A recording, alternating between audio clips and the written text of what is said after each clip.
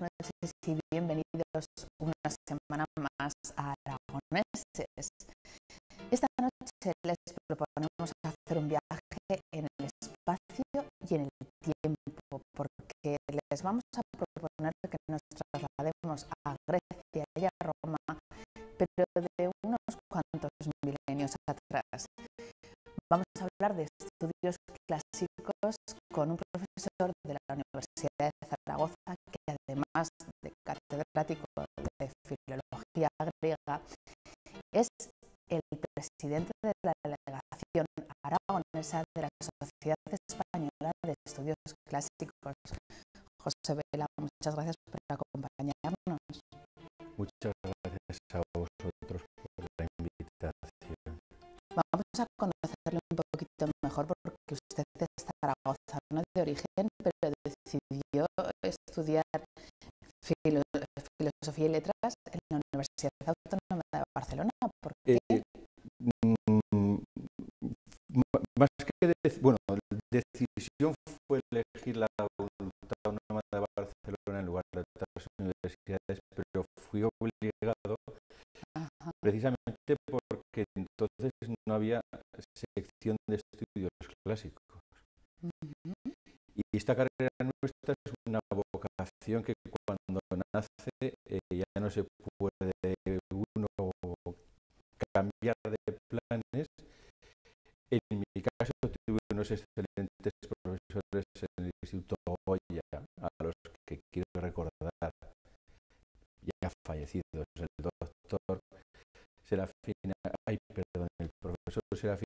Aguz y Manuel Gormaz, que nos inocularon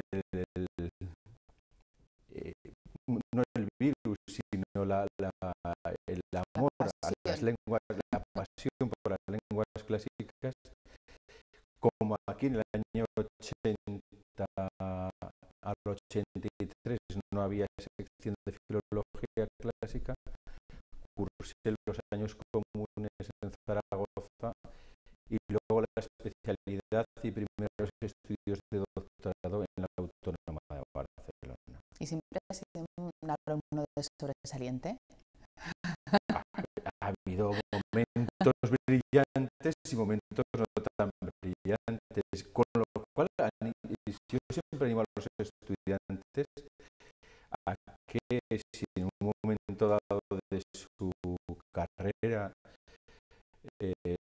tienen algún tropezón, que lo importante el problema no es caerse, sino saber levantarse.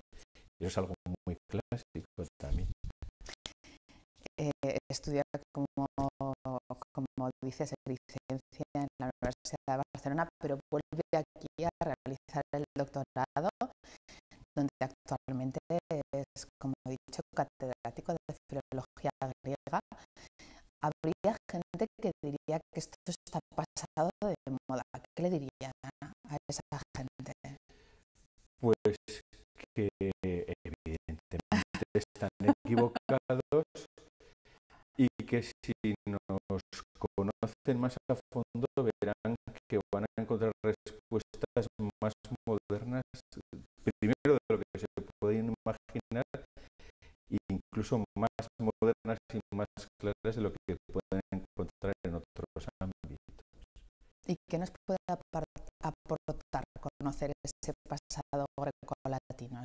Pues saber dónde venimos, saber cómo hemos reaccionado ante situaciones del día a día de la vida, porque particularmente el mundo griego es un mundo muy provechoso para el ser humano, porque en su fase más primitiva apuntaban a problemas cotidianos, es decir, al amor, a la muerte, a la vejez, cómo enfrentarla desde la experiencia, al vilipendio. Entonces, esas respuestas diarias, cómo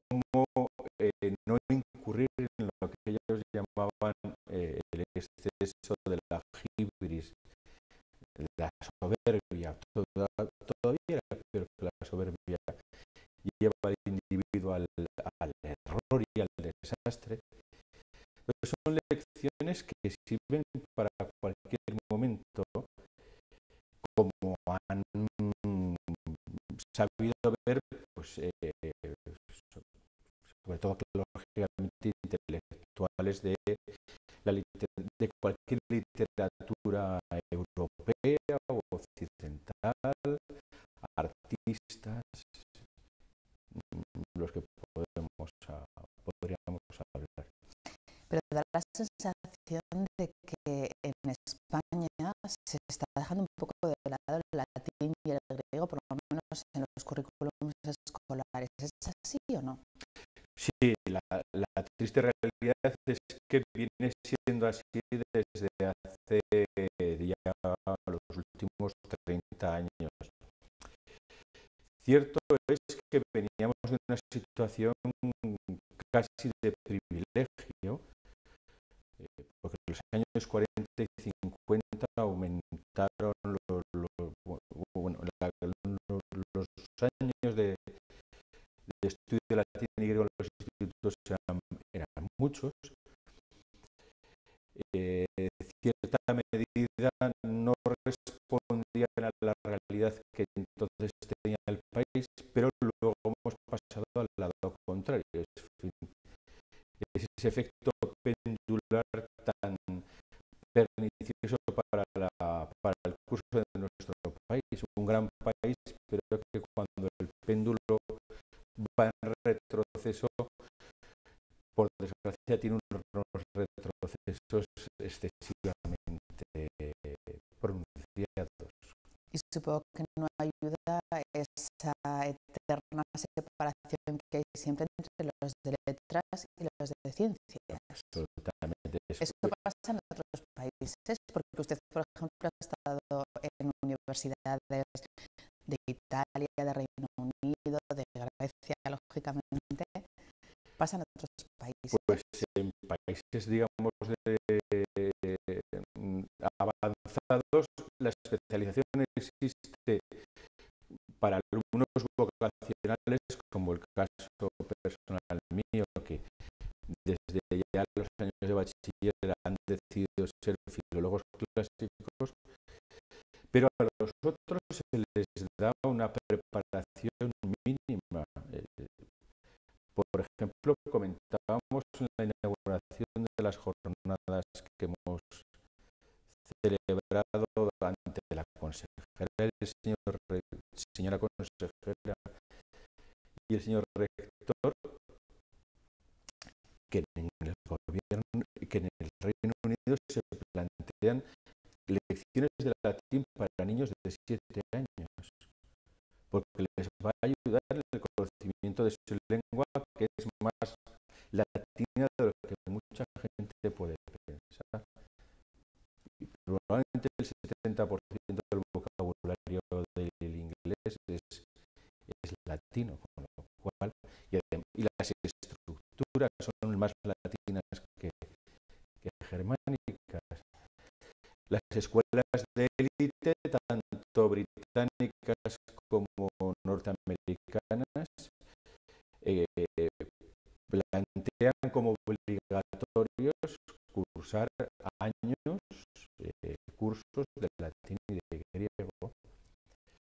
Y ya hace por lo menos 20 años que en la selección curricular para un trabajo de cualquier tipo, desde un economista o un abogado, el haber cursado años de latín era valorado como un plus especial por su capacidad de latín y de griego, de organizar la mente humana, los procesos intelectuales.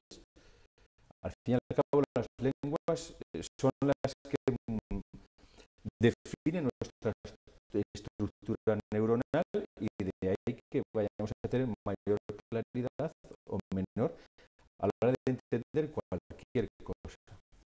Porque los españoles también hablamos griego, aunque no nos demos cuenta. Muchísimo. Los médicos médicos sobre todo, por ejemplo. Los campos especializados en medicina, unas buenas asignaturas de griego serían fundamentales. Un ilustre doctor como el doctor Pedro Lainel Tralgo era un especialista en historia de la medicina griega. Quiere decir que ha sido así siempre reconocido, pero es que aparte en nuestra propia lengua diaria estamos hablando palabras, utilizando palabras griegas sin que nos demos cuenta. Cuando alguien perdón, política, por ejemplo. Política, cuando la gente dice, yo paso de la política, yo siempre digo, no puedes pasar. ¿Por qué? Digo, podrás pasar de los que la ostentan o detentan, pero la política es la vida de la polis, es decir, tú vives en una comunidad, eres políticos, bios, ¿no? Como plantearon ya los grandes sabios Aristóteles y Platón. Y cuando decimos que sentimos nostalgia, estamos utilizando dos palabras griegas, que es el dolor, que por eso utilizamos analgésicos, el dolor que sentimos por el nostos, por el no regresar a donde querríamos. Y sentimos la misma nostalgia que sentía Ulises por volver a Ítaca con su familia. Acaba de mencionar esas jornadas que han estado celebrando durante el mes de abril para conmemorar los 25 años de la delegación aragonesa de la Sociedad de Estudios Clásicos. De la licenciatura. De la licenciatura. Porque la delegación aragonesa, buceando los archivos de las actas, he descubierto que pronto celebrará sus 40 años. Ajá. O sea, fue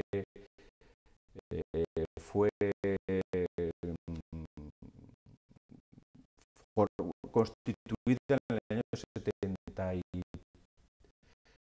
74, creo recordar.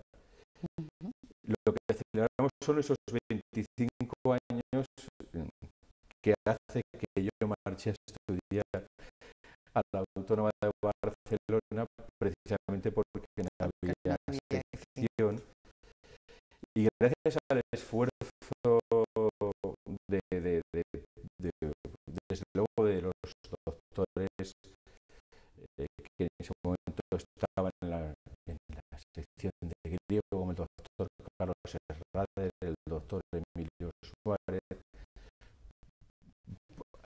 Posteriormente se incorporó el doctor Iso Echegoyen, que recientemente jubilado, y desde Historia Antigua ese impulso decidido y valiente del doctor Guillermo Fatas, a quien en esta casa conocen, y que él ha tenido a gala con justicia recordar que bajo su mandato como vicerrector y como decano fue aprobada la sección de filología clásica. Entonces nos pareció que el momento de que se recuerdan los 25 años de la primera promoción de licenciados, es decir, nuestras bodas de plata, era un buen momento, como dije en mi discurso, para parar un momento, mirar atrás y así saber hacia dónde queremos ir, al menos otros 25 años. Y en esos 25 años se ha formado una buena sección aquí de estudios clásicos en la Universidad de Pues Zaragoza? un ejemplo muy sencillo, en el área de filología griega solo había un profesor, el citado doctor Carlos Esgades. Actualmente somos 5 doctores y personal en formación, 5 profesores, perdón. En el área de filología latina eran más porque formaba parte del currículum de otras disciplinas, pues, de todas las letras, pero la mayor parte de los profesores, doctores, titulares que hay y catedráticos han sido alumnos de la Universidad de Zaragoza, es decir, que ha formado los profesores del futuro. Y en la enseñanza media yo creo que es donde más se ha notado la existencia de la sección.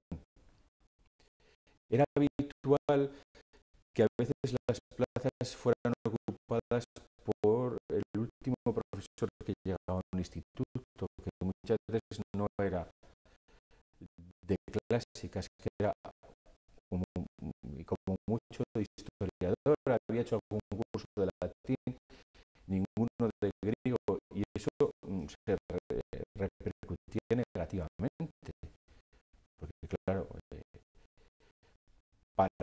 como decía al principio, nuestra disciplina es muy vocacional. Entonces, yo en estas jornadas también, en momentos en los que intervine, quise rendir un homenaje pues, a estos centenares de muchachos entonces, y siempre nuestro recuerdo que son los que de verdad han hecho de la sección algo importante, algo creemos que consolidado. ¿Y en qué han consistido esas jornadas? Porque han intervenido desde profesores universitarios hasta arqueólogos. ¿En qué han consistido? Pues la idea era contar con figuras destacadas en diferentes ámbitos: lengua y literatura griegas y latinas. Como he dicho, también desde el Ayuntamiento de Zaragoza se nos dio una magnífica charla sobre cómo la institución ha actuado tan positivamente en llevar a un museo materiales que en tiempos pudieron ser objeto de la excavadora sin piedad o que yacían olvidados en un almacén, ¿no? Con una visita guiada que nos pareció que el lugar más destacable era sin duda el teatro, ¿no? Porque es una restauración sobre materiales muy pobres y muy alterados por el tiempo de grandísimo valor. Y de hecho es un valor añadido a la ciudad, que es algo que en el mundo clásico debe hacer entender que esas famosas expresiones de por cada euro invertido revierte en 2, pues en el caso de la cultura, vamos a decir, humanística, es una gran verdad. No hay más que ver lo que ha supuesto para la ciudad de Tarazona la restauración de su catedral. Y no es una factoría de una multinacional de estas que se deslocalizan cuando a ellas les conviene. En esas jornadas hablaban de que es necesario leer el pasado para entender el presente. ¿En qué medida medida estudiar esos clásicos nos puede ayudar a entender esta tragedia griega que estamos viviendo ahora? Pues ya que hablamos de tragedia griega, seguir el paradigma de comportamiento de aquellos personajes únicos que, insisto, por algo durante siglos se siguen volviendo a componer o a producir Antígonas, no traducciones, sino nuevas versiones o nuevos edipos, porque siguen siendo personajes que permiten explicar a nuestros coetáneos cuál es la mejor opción ante una tragedia, afrontarla con dignidad, con la cabeza bien alta e ir hacia por el camino recto, le cueste lo que le cueste. Es decir, no buscar esconderse en medio de la tormenta, abandonar el barco. Ese tipo de metáforas son metáforas griegas también. Porque supongo que en aquella época también vivieron sus propias crisis económicas y resurgirían de sus cenizas, ¿no? Tremendas y crisis, sobre todo políticas interiores.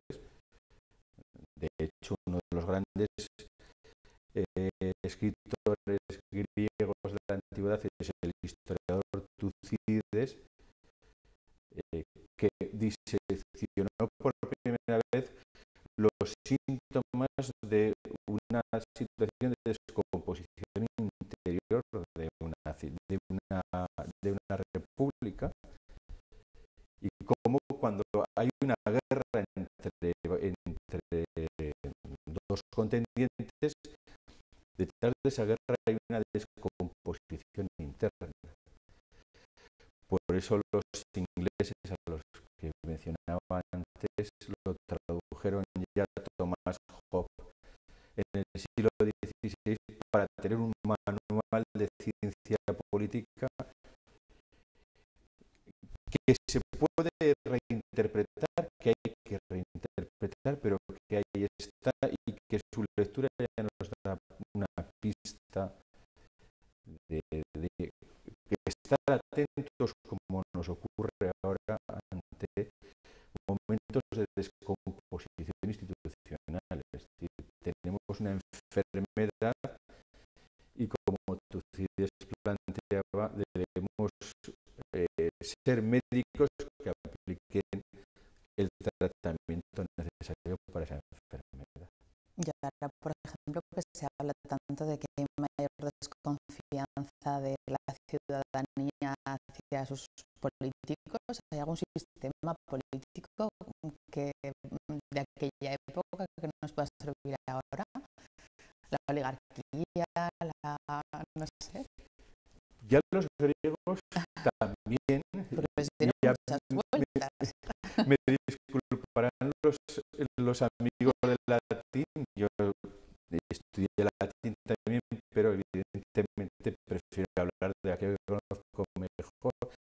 Y por otra parte, Roma, pues digamos, nos da más respuestas para ver a dónde pueden llevar los imperios según cómo actúen.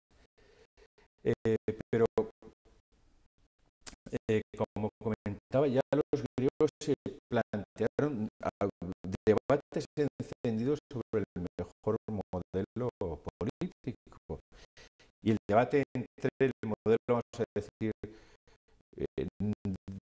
no democrático, menos democrático, podemos llamarlo oligárquico, tiránico, dictadura, y el democrático existió desde el siglo V sobre todo.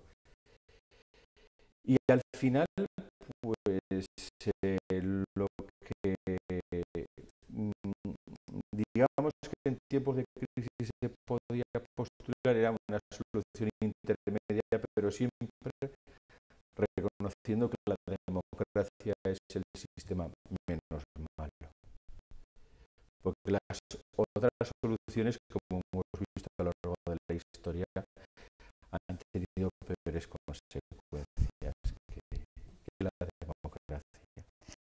Volvamos al tiempo real, al tiempo actual.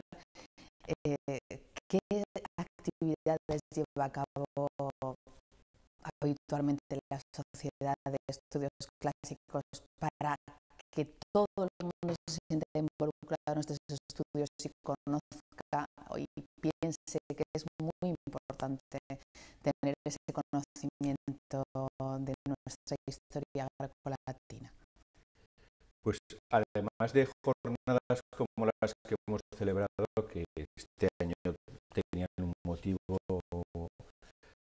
de celebración, ¿no? Para la redundancia, se han venido celebrando 6 sesiones anteriores o 6 jornadas anteriores sobre temas monográficos de interés, podemos decir, pues el uso del agua, por ejemplo. En Aragón sabemos mucho de eso. Culturas como la del vino también fue un tema de actualidad. Se debatió cómo los antiguos entendían el vino como una cultura y no como una adicción. Es un problema que tenemos muy real, por eso nuestros antiguos son tan modernos, como diría si estuviera aquí Irene Vallejo, gran escritora y licenciada en filología clásica por nuestra universidad. Tenemos ese plano, digamos, más de erudición, bueno, no de erudición, más de profundización sobre temas, y luego celebramos cada año concursos de traducción para alumnos de bachillerato.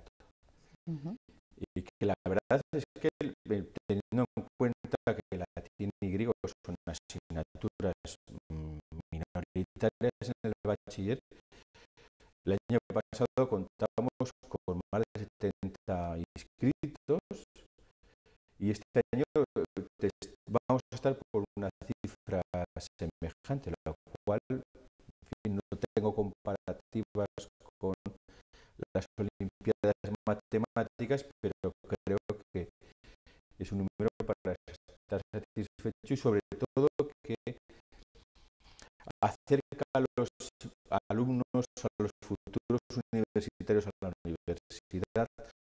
A nosotros nos acerca al trabajo de nuestros compañeros de instituto, que debe ser una vez más elogiado.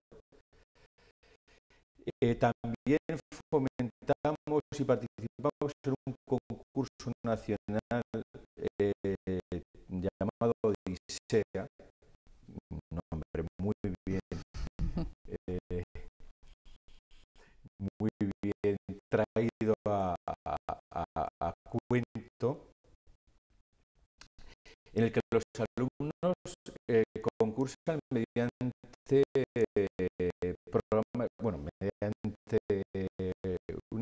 un programa informático. Es un concurso online de preguntas y respuestas rápidas. Concursan por instituto con un tutor y realmente preguntas que les exige una preparación previa muy interesante. Esperemos que, aparte de los 6 distritos que estamos integrados, pues alguno importante como Madrid se sume también, porque claro, cuantos más alumnos participen, más se verá que tiene pues accesibilidad desde la formación cultural más elemental a respuestas a preguntas que nos planteamos cada día. Una de sus líneas de investigación más recurrentes ha sido el teatro, no solamente el teatro griego, que me refiero a los edificios, porque la gente iba al teatro entonces. Ha cambiado mucho la sociedad que iba entonces a los teatros y porque a la que va ahora pues, al teatro, al cine. En cierta medida sí, y también ha dependido de las épocas, ¿no? Porque yo cuando les comento a mis alumnos el uso que hacían los romanos de un mismo teatro que en su origen había sido griego, pues les resulta chocante, por ejemplo, que si algún día visitan Mileto, cosa que deben hacer, verán cómo fue elevado el nivel de las gradas para poder hacer naumaquias, es decir, representaciones de luchas navales dentro de un teatro, no solo de un anfiteatro. Porque los gustos teatrales habían cambiado. Pero sí es curioso cómo prácticamente desaparecido el teatro antiguo, el teatro de los grandes trágicos y de los no menos grandes cómicos, con una capacidad de crítica social que nos gustaría tener ahora, sin duda. Cómo el teatro volvió a renacer desde los mismos parámetros de primitivos ritos religiosos. En la Europa medieval, los cristianos, lógicamente, para volver a ser prácticamente el mismo que había sido. Evidentemente, pues, el Renacimiento ayudó mucho con el redescubrimiento de obras que se daban por perdidas, pero decía Lázaro Carreter, nuestro ilustre paisano, que quizá en el fondo nunca se perdió o quedó en nuestro subconsciente el recuerdo del teatro antiguo. No dejaba de ser un entretenimiento. Quizás sí que ha cambiado en su repercusión política, que siempre la tiene. Es decir, los escándalos que produjo la representación del Marazade, pues no serían menores que los que podían representar obras de la antigüedad. Pero sí, evidentemente, es más un acto de ocio que en un acto político como fue en el siglo V. Pero en el fondo yo creo que mantenemos las mismas esencias, porque el teatro tiene esa magia que en eso no ha cambiado, y es que un ser humano representa a otro personaje que los griegos llamaban hipócrites, de donde viene esta palabra hipócrita. De nuevo están ahí los griegos, es decir, el que actúa de una manera diferente a como es. Y el ver a un ser humano representar un papel hace que sea más creíble. En fin, usted que trabaja en un medio de comunicación, ese directo, el verlo de carne y hueso, que sin duda pues le da una verosimilitud que el cine no tiene, aunque sea el mismo argumento, por ejemplo, representado en una película. ¿Y qué tienen esos estudios, pues esas tragedias griegas, que hace que los jóvenes todavía se sigan interesando por representarlas? Por ejemplo, aquí en Zaragoza hay un instituto que solamente representa obras clásicas. Correcto, y además lo que empezó como una actividad de formación educativa, por eso lo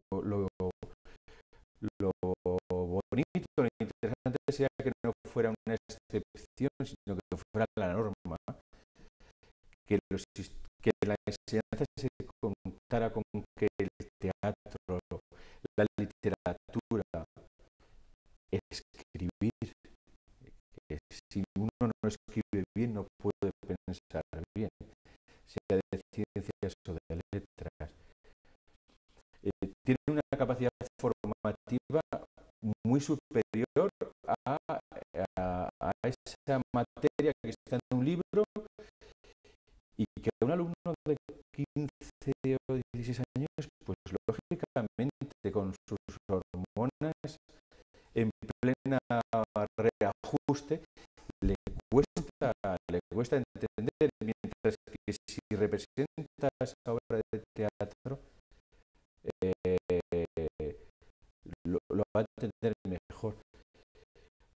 O me viene ahora a la cabeza una película que me impresionó cuando entendí al final de qué iba la historia de los hermanos Taviani, Julio César, como una obra de teatro, en este caso de Shakespeare, sobre un tema clásico, somos la misma cultura, entusiasma a presos peligrosísimos con condenas a cadena perpetua. Y como al final, incluso hay casos en los que consiguieron, es un hecho real, el indulto, y cómo el teatro los había cambiado por completo. Y cómo se demostraba que Sócrates tenía razón cuando decía que el ser humano es bueno. Hay que saber sacar esa bondad que llevamos dentro, y materias como las nuestras, como las humanidades, pues lógicamente enriquecen más al ser humano. Eso es indiscutible. Si no recuerdo mal, era Montesquieu quien decía que no había que leer ningún libro moderno hasta no haber leído los clásicos. ¿Cree que le hacemos caso ahora? Pues no demasiado. La Odisea y justito ya. Y en algunos casos incluso no sé. Hombre, la verdad es que por suerte también hay materiales, por ejemplo, pues para Odisea para niños, la Eneida para niños, el Quijote para niños, y es una labor que tenemos que hacer, y ahora como padre, en nuestra casa. Sí que podemos exigir a los poderes públicos que nos ofrezcan planes de estudios sensatos, que no obliguen a un niño de 14 años a decidir si va a ser abogado, filólogo clásico o ingeniero, que lo formen como individuo. Porque si está bien formado como individuo, el éxito está garantizado de ese individuo y del país. Tanto que miramos a Finlandia en estos tiempos que nos replanteamos todo, pues en el fondo el secreto es recibir una correcta formación integral, donde haya letras y donde haya ciencias. ¿Y en la nueva reforma educativa cómo están tratadas los estudios clásicos? pues en su primer borrador estaban prácticamente borrados de un plumazo. La sociedad en la que nos integramos, que es una sociedad, pues no recuerdo la antigüedad, pero bueno, desde luego, pues yo creo que andará por los 60 o 70 años de antigüedad, la Sociedad Española de Estudios Clásicos, insiste, se ha dirigido a todas las instancias, incluso sabemos que la propia reina Sofía ha apoyado nuestra reivindicación en ese sentido de decir que si España quiere ser un país, estar en el mismo nivel cultural y por tanto como país que el resto de Europa, no debe prescindir de materias que son incuestionables, al margen de que haya que adaptarlas. Y han presentado una propuesta para que se Sí, introduzcan y cree que se va a se ha aceptar. ido avanzando, cada borrador nuevo que ha salido ha mejorado un poco la situación. Ahora estamos a la expectativa de qué va a suceder tras el informe del Consejo de Estado, que en general ha sido muy negativo contra la LOMCE del ministro Wert y como le decía al principio, que además coincide en buena medida con propuestas que la sociedad había hecho, porque a veces nos acusan, es que solo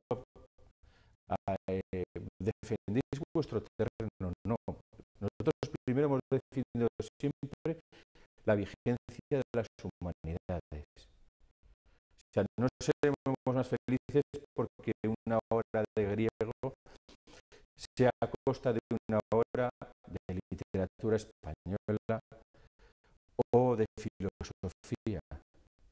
Lo que lógicamente defendemos es que ocupemos un lugar mínimo y digno para que nuestros alumnos, nuestros jóvenes, adolescentes, nos conozcan y luego ellos pueden decir, sobre todo, que se formen, como decía, que formen su individuo, su ser humano.